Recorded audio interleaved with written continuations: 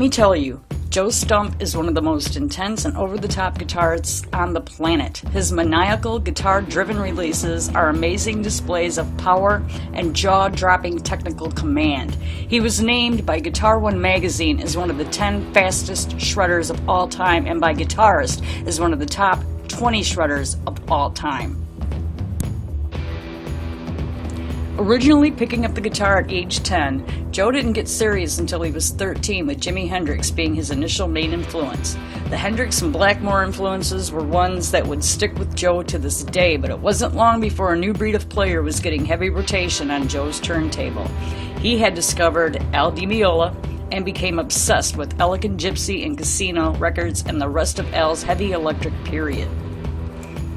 After that, he started his Gary Moore obsession. He loved his early hard rock metals, Corridors of Power, Victims of Future, and We Want More.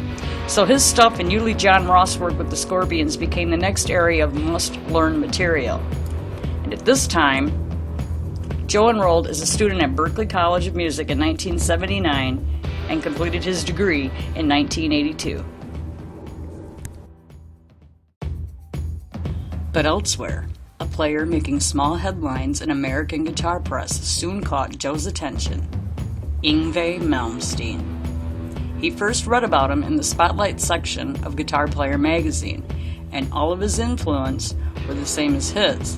So later, when the Steeler and Alcatraz records came out, he learned almost every solo on those.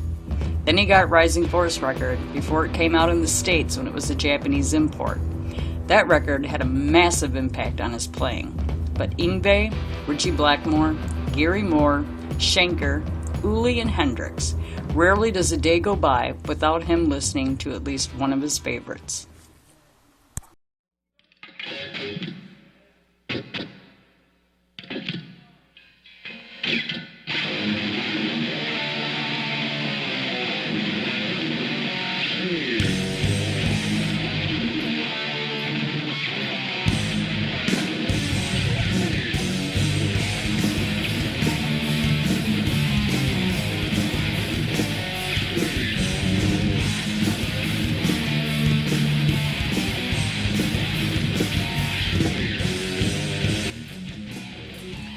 The mid-'80s saw Joe being part of a rock metal act, Trash Broadway. The band signed a deal with Tord Records, a New York-based indie label. In addition to the band album, Joe planned to do a solo record with the same label.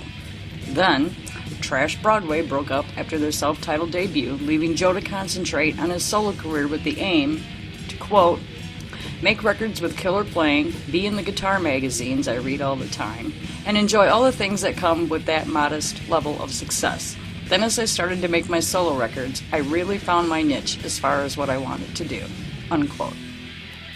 This niche led to a deal with Leviathan Records, the label run by fellow guitarist David Chastain, and led to a flurry of instrumental releases. With the onset of grunge in '91, the timing of Joe's debut, Guitar Dominance, perhaps couldn't have been seen as worse for a neoclassical-influenced instrumental album. The press thought it was nuts making this kind of record back then, outdated, unfashionable, but trends come and go, and he's still here shredding and hasn't let up one bit. Sales were good for the album, and its follow-up, '93's Night of the Living Shred, saw the press starting to come on Joe's side, with Guitar World magazine calling the album the best neoclassical guitar record since Yngwie's groundbreaking 1984 debut, Rising Force. The same year, Joe joined the faculty at Berklee, becoming head of metal guitar.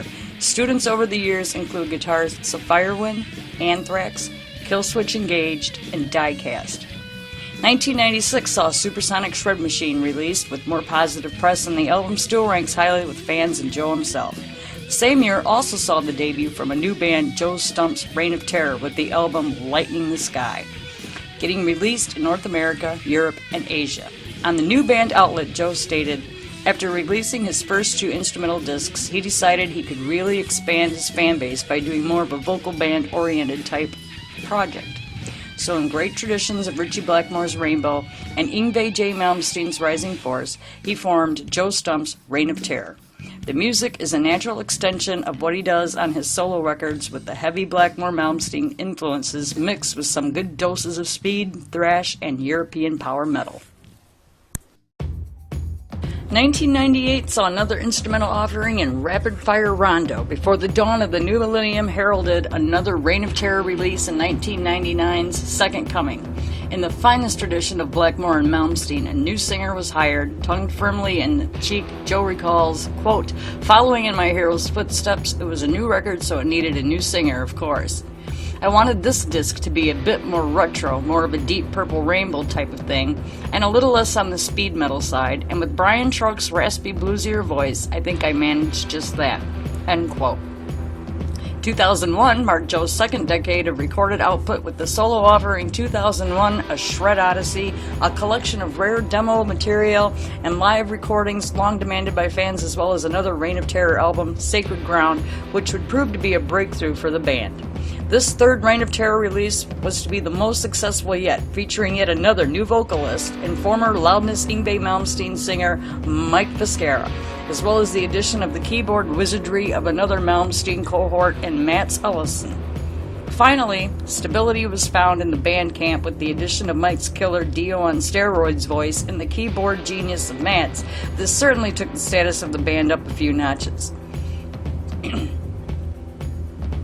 The album gained more positive reviews and also saw major distribution in European territories through Limb SPV.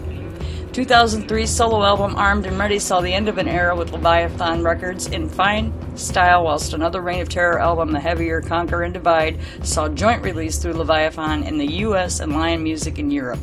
On Conquer and Divide, Joe states, "The response from the press was very positive, with tons of great reviews, the record pouring in, and many people saying they really preferred Conquer and Divide over Sacred Ground.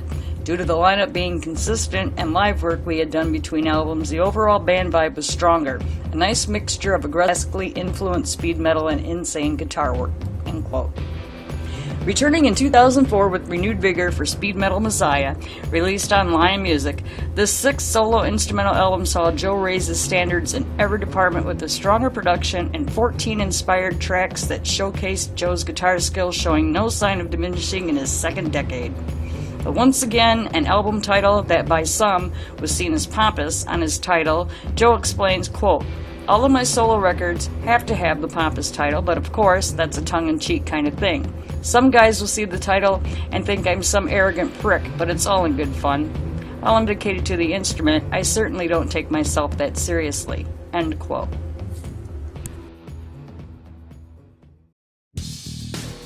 In February of 2019, it was announced that Joe Stump would join Graham Bonnet's newly relaunched Alcatraz. And for those asking me on Twitter if he's still instructing Aaron Sutton, as far as I know, yes, he is Associate Professor of Metal Guitar, Guitar Style Skill Labs, Hard Rock Metal Lab, Private Instruction Bar all levels, and Recital Preparation.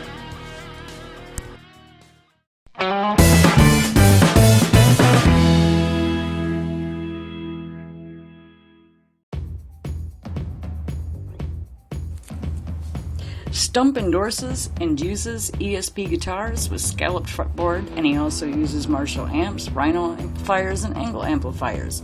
He also uses the DoD 250 Overdrive preamp, Dunlop Crybaby Wah Wah, Bob Giga Hot Box Tube preamp, a Boss NS2 noise gate, a Boss DD digital delay, a SDD 2000 digital delay, Boss CE3 chorus, Boss CS2 compressor sustainer, Boss BF2 flanger, and a Boss octave box.